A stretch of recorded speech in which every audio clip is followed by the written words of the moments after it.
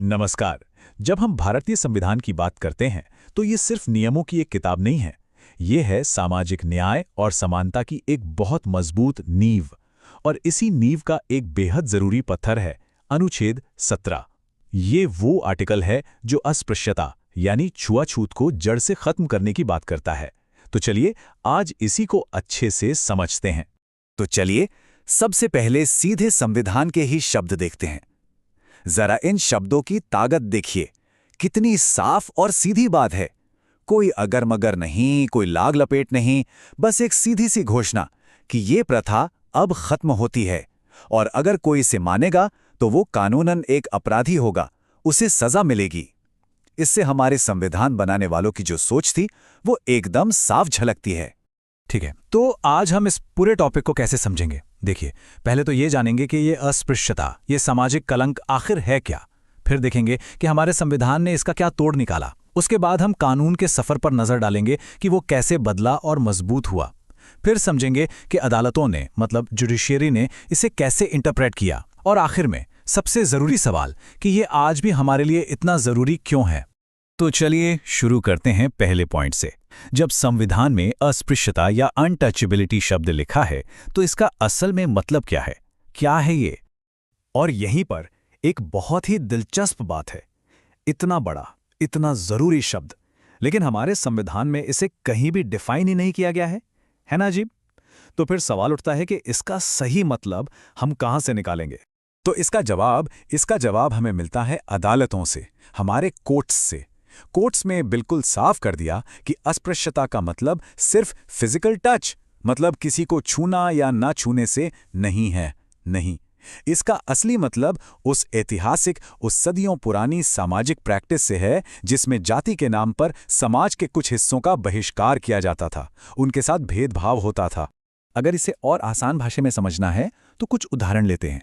सोचिए, किसी को सिर्फ उसकी जाति की वजह से मंदिर में घुसने से रोक दिया जाए, या कोई दुकानदार उसे सामान देने से मना कर दे, या फिर किसी को गांव के कॉमन कुएं से पानी भरने या सार्वजनिक सड़क पर चलने से मना किया जाए। ये सारी चीजें अस्पृश्यता ही हैं और अनुच्छेद 17 इन्हीं सब पर रोक लगाता है।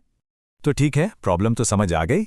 अब देखते हैं कि हमारे संविधान ने इसका क्या जबरदस्त जवाब दिया, क्या सोल्यूशन दिया। देखिए, सबसे जरूरी बात यह है कि आर्टिकल 17 कोई सिफारिश नहीं है, कोई एडवाइजरी नहीं है।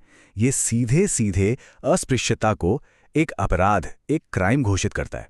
मतलब अगर कोई ऐसा करता है तो वो कानून तोड़ रहा है और उसे सजा हो सकती है। सिंपल। और हमारे संविधान की यही तो खूबसूरती है। वो सिर्फ ये नहीं बताता कि क्या करना है, बल्कि ये भी बताता है कि कैसे करना है। तो देखिए, अनुच्छेद 17 ने तो इसे अपराध बना दिया, और फिर अनुच्छेद 35 ने पार्लियामेंट को, यानी हमारी संसद को ये पावर दी कि वो इस अपराध के लिए क्या सजा होगी, इसके लिए बाकायदा कानून बना सकती है। तो अब चलते हैं कहानी के अगले हिस्से में।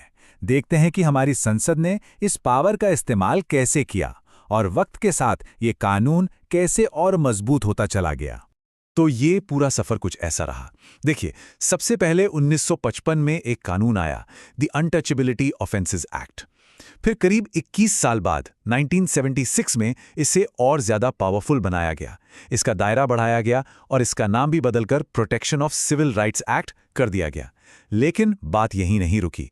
1989 में एक और भी ज्यादा सख्त कानून आया, जिसे हम SC/ST prevention of atrocities act के नाम से जानते हैं, और इसमें सजा और भी कठोर कर दी गई। अच्छा, कानून तो बन गया, लेकिन कानून बना देना ही काफी नहीं होता है ना? उसे सही तरीके से लागू करना, उसकी सही व्याख्या करना भी तो उतना ही जरूरी है। और यहीं पर एंट्री होती है हमारी जुडिशरी की, यानी न्यायपालिका की।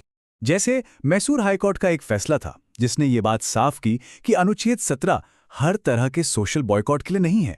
नहीं, इसका फोकस सिर्फ और सिर्फ उस भेदभाव पर है जो जाति व्यवस्था की वजह से पैदा हुआ, जो हमारी हिस्ट्री का एक हिस्सा रहा है। ये एक बहुत ही इंपॉर्टेंट क्लैरिफिकेशन था। लेकिन असली गेम चेंजर, जो सबसे बड़ा फैसला था, वो आया सुप्रीम कोर्ट से। जरा सोचिए, पहले ये माना जाता था कि ये अधिकार सिर्फ स्टेट के खिलाफ है, मतलब सरकार के खिलाफ। लेकिन सुप्रीम कोर्ट ने कहा नहीं, ये सिर्फ सरकार के खिलाफ नहीं है, ये हर एक प्राइवेट व्यक्ति के खिलाफ भी लागू होता है। मतलब एक आम नागरिक भी दूसरे आम नागरिक के साथ ये भेदभाव नहीं कर सकता। ये एक बहुत बड़ा कदम था। तो हमने इतिहास देख लिया, कानून समझ लिया, पर अब सबसे बड़ा सवाल कि आज इतने सालों बाद ये आर्टिकल 17 हमारे लिए मायने क्यों रखता है? इसकी जरूरत क्या है? चलिए, इस पूरी बातचीत के जो सबसे ज़रूरी पॉइंट्स हैं उन्हें फटाफट समेट लेते हैं।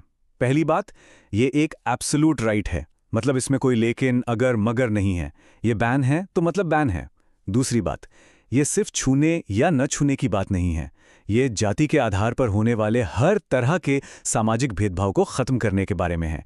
और तीसरी और शायद सबसे ज़रूरी बात, ये अधिकार सिर्फ स्टेट के खिलाफ नहीं बल्कि प्राइवेट लोगों के खिलाफ भी हैं।